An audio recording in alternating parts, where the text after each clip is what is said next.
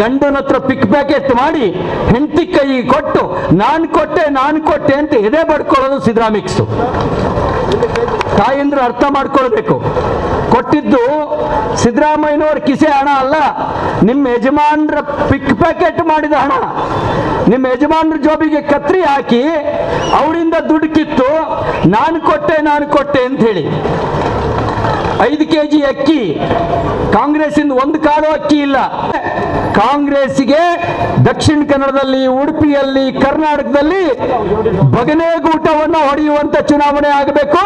ಭಾರತೀಯ ಜನತಾ ಪಾರ್ಟಿಯ 28ಕ್ಕೆ 28 ಅಭ್ಯರ್ಥಿಗಳು, NDAಯ 28ಕ್ಕೆ 28 ಅಭ್ಯರ್ಥಿಗಳು ನರೇಂದ್ರ ಮೋದಿ ಅವರನ್ನ ಪ್ರಧಾನಮಂತ್ರಿ ಮಾಡೋದಕ್ಕೆ, ದೊಡ್ಡ ಪ್ರಮಾಣದಲ್ಲಿ ಜಯಬೇರಿ ಗಳಿಸೋದಕ್ಕೆ ನಮ್ಮ ಮನೆಯ ಪ್ರತಿಯೊಂದು ಮತ, ನಮ್ಮ ಊರಿನ ಪ್ರತಿಯೊಂದು ಮತ, ನಮ್ಮೆಲ್ಲ ಮತಗಳನ್ನು ಕೂಡ ಭಾರತೀಯ ಜನತಾ ಪಾರ್ಟಿಯ ಕಮಲದ ಹೂವಿನ ಗುರುತಿಗೆ ಮತ ಹಾಕಬೇಕು ಅಂತೇಳಿ ವಿನಂತಿ ಮಾಡ್ತೇನೆ.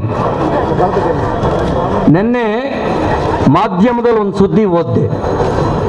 ಕೇರಳ ಸರ್ಕಾರ ಸಾಲ ಕೊಡಿ ಅಂತ ಕೋರ್ಟಿಗೆ ಹೋಗಿದೆ. ನಮಗೆ ಸಾಲ ಕೊಡೋದಕ್ಕೆ ಅನುಮತಿ ಕೊಡಬೇಕು ಅಂತ ಹೇಳಿ ಕಂಠು ಪೂರ್ತಿ ಸಾಲ ಮಾಡಾಗಿದೆ. ಇನ್ನೇನು ಸಾಲ ಮಾಡಕ್ ಕೊಡೋದಿಲ್ಲ. ದಿವಾಳಿಯ ಸ್ಥಿತಿಗೆ ಕೇರಳ ಸರ್ಕಾರ ಬಂದಿದೆ. ಕರ್ನಾಟಕವೂ ಅದೇ ದಾರಿಯಲ್ಲಿ ಹೋಗ್ತಾ ಇದೆ. ಕರ್ನಾಟಕದ ಸಿದ್ದರಾಮಿಕ್ಸ್ ಅಂದ್ರೆ ಗೊತ್ತಾ? ಸಿದ್ದರಾಮಯ್ಯನವರ ಎಕನಾಮಿಕ್ಸ್. ಸಿದ್ದರಾಮಯ್ಯನವರ ಎಕನಾಮಿಕ್ಸ್ ಅಂತ ಕರೆದ್ರೆ ಆ ಸಿದ್ದರಾಮಿಕ್ಸ್ ಬಂದ ಮೇಲೆ ಯಾವ್ಯಾವ್ದ್ರ ಬೆಲೆ ಏರಿಸಿದ್ದಾರೆ ಅಂತ ನಿಮಗೆ ನೆನಪಿದೆಯಾ? ಬಂದ ತಕ್ಷಣ ಎಣ್ಣೆ ರೇಟ್ ಜಾಸ್ತಿ ಮಾಡಿದ್ರು, ಕ್ವಾರ್ಟರ್ಗೆ 50 ರೂಪಾಯಿ. ಕರೆಂಟ್ ಬಿಲ್ ಜಾಸ್ತಿ ಮಾಡಿದ್ರು. ಪಾಣಿ 15 ರೂಪಾಯಿ ಇತ್ತು ಒಂದು ಪಾಣಿ, ಇವತ್ತು 25 ರೂಪಾಯಿ ಕೊಡ್ಬೇಕು. ಒಂದು ಇನ್ಕಮ್ ಸರ್ಟಿಫಿಕೇಟ್ RTC 25 ರೂಪಾಯಿ ಕೊಡ್ಬೇಕು. ಇನ್ಕಮ್ ಸರ್ಟಿಫಿಕೇಟ್ ತಗೋಬೇಕು ಅಂದ್ರೆ 50 ರೂಪಾಯಿ ಕೊಡ್ಬೇಕು. 20 ರೂಪಾಯಿ ಸ್ಟಾಂಪ್ ಪೇಪರ್ ಸಾಕಿತ್ತು ಅಗ್ರಿಮೆಂಟ್ ಮಾಡ್ಕೊಳ್ಳೋಕೆ. ಈಗ 500 ರೂಪಾಯಿ ಸ್ಟಾಂಪ್ ಪೇಪರ್, 20 ರೂಪಾಯಿ ಸ್ಟಾಂಪ್ ಪೇಪರೇ ಇಲ್ಲ. ರಿಜಿಸ್ಟ್ರೇಷನ್ ಫೀಸ್ ಜಾಸ್ತಿ ಮಾಡಿದ್ರು, ವಾಹನ ನೋಂದಣಿ ಶುಲ್ಕ ಜಾಸ್ತಿ ಮಾಡಿದ್ರು.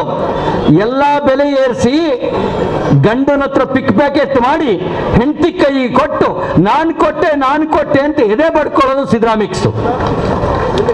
ತಾಯಂದ್ರು ಅರ್ಥ ಮಾಡ್ಕೊಳ್ಬೇಕು, ಕೊಟ್ಟಿದ್ದು ಸಿದ್ದರಾಮಯ್ಯನವ್ರ ಕಿಸೆ ಹಣ ಅಲ್ಲ, ನಿಮ್ಮ ಯಜಮಾನ್ರ ಪಿಕ್ ಪ್ಯಾಕೆಟ್ ಮಾಡಿದ ಹಣ.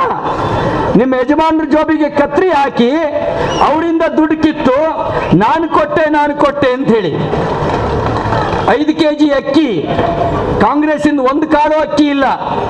5 kg ಅಕ್ಕಿ ಕೊಡ್ತಾ ಇರೋದು ದೇಶದ ಪ್ರಧಾನಮಂತ್ರಿ ನರೇಂದ್ರ ಮೋದಿ ಅವರು ಬಡವರಿಗೆ ಗರೀಬಿ ಕಲ್ಯಾಣ ಅನ್ನ ಯೋಜನೆ ಮೂಲಕ. ನಾನು ಕೊಟ್ಟೆ ಅಂತ ಎದೆ ಬಡ್ಕೊಳ್ತಿರೋದು ಕಾಂಗ್ರೆಸ್. ನಾವು ಏಪ್ರಿಲ್ 26ನೇ ತಾರೀಕು ಚುನಾವಣೆ ಆದಮೇಲೆ ಜೂನ್ 4ನೇ ತಾರೀಕು ಫಲಿತಾಂಶ ಬರುತ್ತಲ್ಲ, ಅವತ್ತು ಕಾಂಗ್ರೆಸ್ಸಿಗರು ಪರ್ಮನೆಂಟ್ ಎದೆ ಬಡ್ಕೊಳ್ಬೇಕು. ಪರ್ಮನೆಂಟ್ ಎದೆ ಬಡ್ಕೊಳ್ಳುವಂತೆ ಫಲಿತಾಂಶ ಕೊಡಬೇಕು. ಹಿಂದೂ ವಿರೋಧಿ ಸರ್ಕಾರ ತೊಲಗಬೇಕು. ಈಗಾಗಲೇ ಕೋಟಾ ಶ್ರೀನಿವಾಸ ಪೂಜಾರಿ ಅವರು ಹೇಳಿದರು, ಬಾಂಬ್ ಹಾಕಿದವ್ರನ್ನ ಬ್ರದರ್ಸ್ ಅನ್ನೋರು, ಪೊಲೀಸ್ ಸ್ಟೇಷನ್ಗೆ ದಲಿತ ಶಾಸಕನ ಮನೆಗೆ ಬೆಂಕಿ ಹಾಕಿದವ್ರನ್ನ ಅಮಾಯಕರು ಅಂತ ಸರ್ಟಿಫಿಕೇಟ್ ಕೊಡೋರು, ಕಾಂಗ್ರೆಸ್ ಗೆದ್ದಾಗ ಪಾಕಿಸ್ತಾನ್ ಜಿಂದಾಬಾದ್ ಅಂತ ಕೂಗೋರು, ಅವರಿಗೇನಾದ್ರೂ ಮತ್ತೆ ಅವಕಾಶ ಕೊಟ್ಟರೆ ಪಂಚಾಯಿತಿಯಿಂದ ಪಾರ್ಲಿಮೆಂಟ್ನವರೆಗೆ ಪಾಕಿಸ್ತಾನ್ ಜಿಂದಾಬಾದ್ ಅಂತ ಹೇಳಿ ಕೂಗುವ ಷಡ್ಯಂತ್ರಕ್ಕೆ ಶಕ್ತಿ ಕೊಟ್ಟಂಗಾಗತ್ತೆ. SDPI, PFI ಭಾರತವನ್ನು ಮೊಘಲ್ ಸ್ಥಾನ ಮಾಡಬೇಕು ಅನ್ನೋ ಸಂಚಿಟ್ಕೊಂಡು ಕೆಲಸ ಮಾಡ್ತಿರ್ತಕ್ಕಂಥ ಒಂದು ಜಹಾದಿ ಸಂಘಟನೆ. ಅವರು ಬೆಂಬಲ ಕೊಟ್ಟಿರೋದು ಭಾಜಪಕ್ಕಲ್ಲ, ಅವರು ಬೆಂಬಲ ಕೊಟ್ಟಿರೋದು ಕಾಂಗ್ರೆಸ್ಸಿಗೆ. ಇದನ್ನು ಅರ್ಥ ಮಾಡ್ಕೊಳ್ಬೇಕಾದ ಅವಶ್ಯಕತೆ ಇದೆ. ಕಾಂಗ್ರೆಸ್ನ ಗೆಲುವನ್ನ ಪಾಕಿಸ್ತಾನ ಸಂಭ್ರಮಿಸುತ್ತೆ. ಕಾಂಗ್ರೆಸ್ನ ಗೆಲುವನ್ನ ಪಾಕಿಸ್ತಾನ್ ಜಿಂದಾಬಾದ್ ಅಂತ ಹೇಳಿ ಸಂಭ್ರಮಿಸ್ತಾರೆ. ಅದಕ್ಕೆ ನಾನು ನಿಮ್ಮ ಹತ್ರ ವಿನಂತಿ ಮಾಡ್ತೇನೆ, ಕೇಸರಿ ಗಾಳಿ ಅದು ಮನೆಗೂ ತಲುಪಬೇಕು. ತಲುಪಿಸ್ತೀರಾ? ಇನ್ನೊಮ್ಮೆ ಬೀಸಿ. ಕೇಸರಿ ಗಾಳಿ ಎಲ್ಲಿಗೆ ತಲುಪಬೇಕು? ಮನೆಗೆ ತಲುಪಬೇಕು. ಒಂದೊಂದು ಓಟು ಮುಖ್ಯ, ಒಂದೊಂದು ಸೀಟು ಮುಖ್ಯ. ಒಂದು ಓಟಿಂದ ಒಂದು ಸೀಟ್ ಬರುತ್ತೆ, ಒಂದು ಸೀಟಿಂದ ಒಂದು ಸರ್ಕಾರ ಉಳಿಯುತ್ತೆ. ನೆನಪಿರ್ಲಿ ನಿಮ್ಗೆ, 98 ಅಟಲ್ ಬಿಹಾರಿ ವಾಜಪೇಯಿ ಕೇವಲ ಒಂದು ಸೀಟ್ ಕಡಿಮೆ ಆಗಿದ್ದಕ್ಕೆ ಪ್ರಧಾನಮಂತ್ರಿ ಸ್ಥಾನಕ್ಕೆ ರಾಜೀನಾಮೆ ಕೊಡಬೇಕಾಯ್ತು. ಒಂದೊಂದು ಓಟಿಂದ ಒಂದು ಸೀಟು, ಒಂದು ಸೀಟಿಂದ ಒಂದು ಸರ್ಕಾರ. ನೆನ್ಪಿಟ್ಕೊಳ್ಳಿ, ಇದು ಜಾತಿ ಉಳಿಸೋ ಚುನಾವಣೆ ಅಲ್ಲ. ಕೆಲವರು ಜಾತಿ ಬಗ್ಗೆ ಹೇಳಿಕೆ ಕೊಟ್ಟಿದ್ದನ್ನು ನಾನು ಕೇಳಿದ್ದೇನೆ. ಇದು ಜಾತಿ ಉಳಿಸೋ ಚುನಾವಣೆ ಅಲ್ಲ, ಇದು ದೇಶ ಉಳಿಸೋ ಚುನಾವಣೆ, ಇದು ದೇಶ ಉಳಿಸೋ ಚುನಾವಣೆ. ನಾನು ಅವರಿಗೆ ವಿನಂತಿ ಮಾಡ್ತೇನೆ, ದೇಶ ಇದ್ರೆ ನೀನು ನಾನು ನಮ್ಮ ಜಾತಿ, ದೇಶವೇ ಇಲ್ಲದೆ ಇದ್ರೆ ನೀನು ಇಲ್ಲ, ನಿನ್ನ ಜಾತಿನೂ ಇಲ್ಲ, ನಾನು ಇಲ್ಲ, ನನ್ನ ಜಾತಿನೂ ಇಲ್ಲ. ಇದು ದೇಶ ಉಳಿಸೋ ಚುನಾವಣೆ. ದೇಶ ಉಳಿಸುವ ನೇತೃತ್ವ ನರೇಂದ್ರ ಮೋದಿ ಅವ್ರ ಕೈಗಿರಬೇಕು. ದಕ್ಷಿಣ ಕನ್ನಡದ ನೇತೃತ್ವ ಅದು ಕ್ಯಾಪ್ಟನ್ ಬ್ರಿಜೇಶ್ ಚೌಟ ಅವ್ರ ಕೈಗಿರಬೇಕು. ಉಡುಪಿ ಚಿಕ್ಕಮಗಳೂರಿನ ನೇತೃತ್ವ ದೇವಸ್ಥಾನದ ಪೂಜಾರಿ ಅಲ್ಲ, ಬಡ ಜನರ ಪೂಜಾರಿ, ಜನರ ಪೂಜಾರಿ, ನಮ್ಮ ಕೋಟ ಶ್ರೀನಿವಾಸ್ ಪೂಜಾರಿ ಅವ್ರ ಕೈನಲ್ಲಿರಬೇಕು.